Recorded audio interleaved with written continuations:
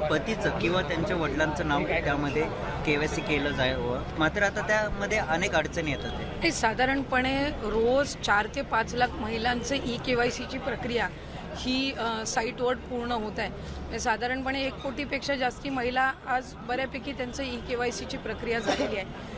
ज्यांच्या पतीचं निधन झालेलं आहे किंवा वडिलांचं निधन झालेलं आहे किंवा डिवोर्स असतील म्हणजे एकल महिला असतील, त्यांच्यासाठी आम्ही वेबसाईटवर एक ऑप्शनच्या संदर्भातलं एक वर्किंग करत आहोत की त्यांच्या पतीचं किंवा वडिलांचं जर निधन झालं असेल तर त्यांचं डेथ सर्टिफिकेट किंवा डिवोर्स झाला असेल तर ते डिवोर्सचे पेपर्स अपलोड करण्याच्या दृष्टिकोनातून हे आम्ही तिथं ऑप्शन्स तयार करत आहोत.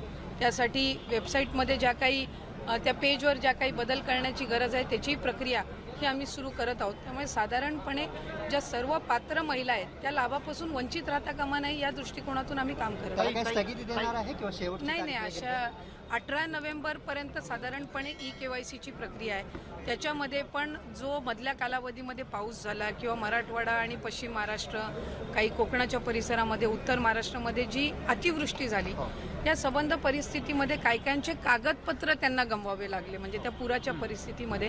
तर त्या संदर्भातला निर्णय हा आम्ही त्यांना एक्सटेन्शन देणं, मुदतवाढ देणं हे आम्ही निश्चितपणाने त्या ठिकाणी करू आणि कुठलाही पात्र लाभार्थी लाभापासून वंचित राहणार नाही याची दक्षता आम्ही नक्कीच. आता तुम्ही मतदान केलं आहे, पवार साहेब देखील